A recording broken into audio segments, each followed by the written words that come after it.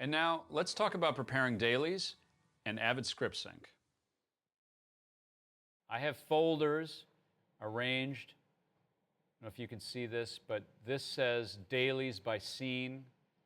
And I have scenes 1 through 50, scenes 51 through 100, scenes 101 through 140. And if I open this up, I see all the scenes. There's one bin per scene. A scene that says scene 7.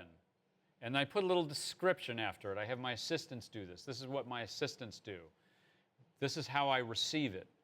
It says scene 7, Rudy finds doll. And so I'll just open this up. Again, you won't see any picture, it's offline, but this will give you an idea.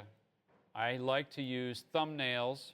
I have them arranged by setup. So that means this is take 7, 7 take 1, 7 take 2, 7 take 3.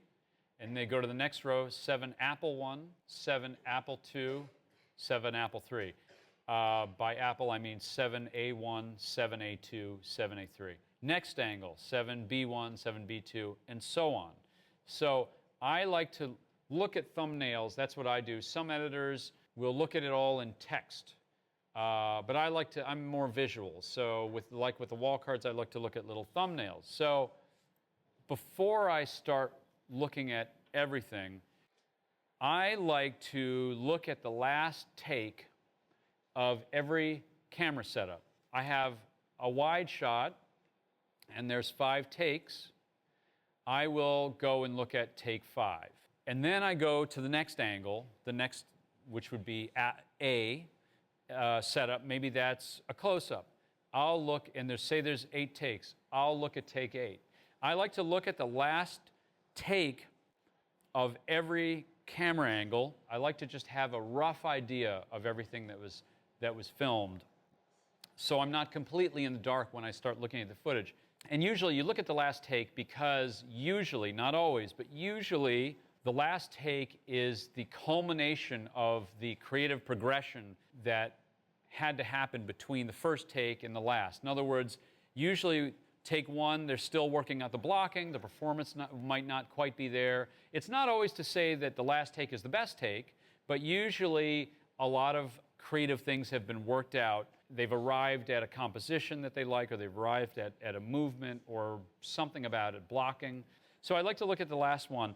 And after I do that, then I go back to the very, very beginning. What's the first setup they shot? Then I look at all the takes. Even if I looked at take 5 already, I'll look at take 1, 2, 3, and even 5, I'll look at it again.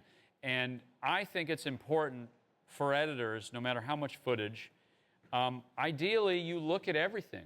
I think it's the editor's responsibility to know every frame that was shot. We're only human, so you can't be necessarily expected to remember every frame. That's what you have notes for. Some editors take notes. Some editors, like me, use little markers or locators and type in little notes there. You do whatever you need to do in order to remember certain things. But I do think you really need to be able to look the filmmakers and the producers in the studio in their eyes and say, I've looked. You don't have it. You know, I know because I've looked at everything. I know everything. You know, I think you don't have what you think you have. Or you say, no, I know. We can solve this problem because I remember seeing something. Sometimes in a movie like First Man, where they shoot an enormous amount of footage, you try to figure out, you know, is there a trick? Is there something I can do? And there is, depending on the footage that's doesn't change or it's holding. You know, I can double speed through something, you know, but I don't want to just skip around. I want to at least know that all the footage is sort of run past my eyes, you know. So if there's simple multiple cameras, if we're filming a person and one camera is right here, is a wider medium, but the other one is a tight, but it's the same person.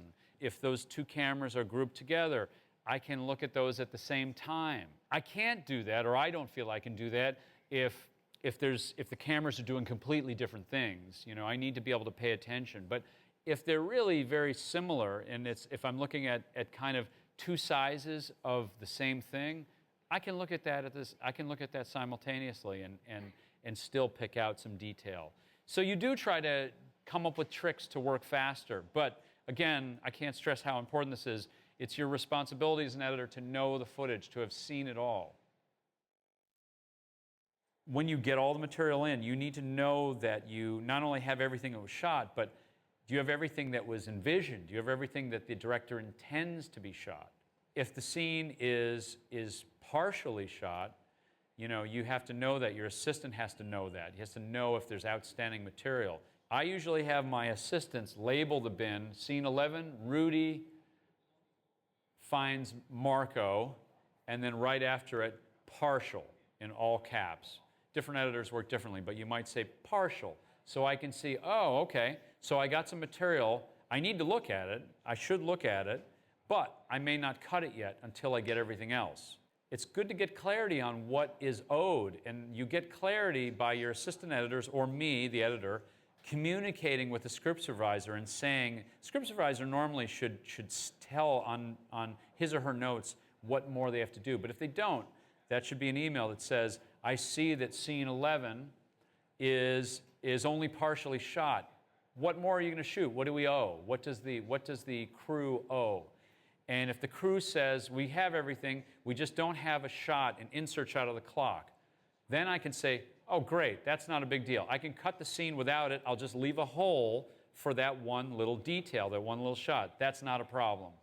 If the script supervisor answers back and says, well, you have a telephone conversation, and we only shot one side of the conversation, then I might say, okay, well, I won't bother editing it right now. I'll wait for the other side to come in, and then I'll edit it. For the time being, I'll set it aside. I'll look at it. I'll look at it to make sure this side looks good, but I won't spend time cutting it. That'll be a waste. I'll just wait, and I'll move on to something else. This is another tool that I use on every movie. It's something that is very time-consuming to set up, but it's a feature that Avid uses, and it's something that Avid has exclusively over other formats. It's called the Avid Script, and what it is a digital representation of the script and all the coverage. So this is not a project I've worked on. It's not one I'm familiar with, but this is footage provided by Avid to me just to give you an idea. Basically, your crew, your assistant editors, need to create this. This is something that's actually very time-consuming to do. But when I started out as an assistant editor, I would be the one preparing this for my editor. And then when I started to edit myself, I knew that I would want to use this. And I know a lot of editors in Hollywood who cannot do a movie without this feature. And when you work on a movie of a certain budget, certain size, it doesn't have to be the biggest, it doesn't have to be Captain Marvel, but if it's of a certain size, this has become more normal, this has become more standard.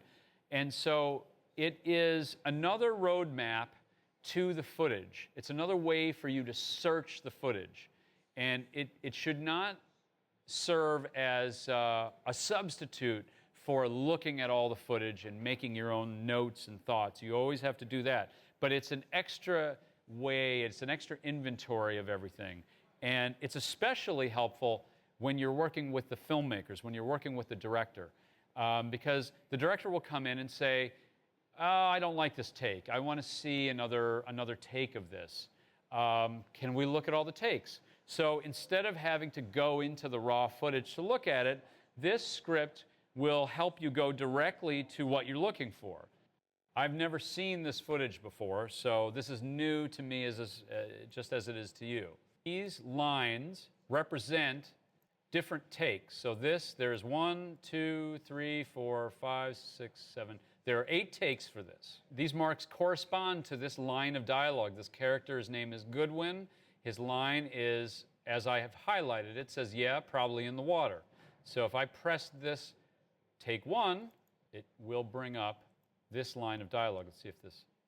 Linking up these clips, all of your dailies, to the script is something that has to be done manually. and it's very time consuming. It really requires a full-time assistant editor to do. And the movies that I work on, when they start shooting and I start editing, I have my assistants are getting footage every day. They're organizing it for me. They're helping me. There's one assistant, all they do is work on this. That's all they do. They come in the morning, they do this, they leave at night, they go home, they go to sleep, they come back and they do this. Because it's so time consuming, they have to look at all the footage and they have to start marking, linking it. So all those marks that you see here, which lead you to the exact line of dialogue, this is done by the assistant editor. It's very time consuming, but I can't overstate how powerful it is as a tool, how time saving it is. When a filmmaker comes in, and hopefully we'll get the sound I can show you, when the filmmaker comes in and you want to look at lines of dialogue, you can go straight to those lines, assuming that you have a good assistant and it's marked and prepared correctly, but you can go straight to those lines and you can play take one, just that line, next to take two, next to take three, take four, all of them. You can compare them and very quickly make a decision. This is the best one. I want to use that. It's powerful if you want to cheat something. If you're looking, I need the character to say this person's name. There's a way that you can find in the script, find every moment, look for this word. If it's in the script, it'll find it, and then you can go straight to it.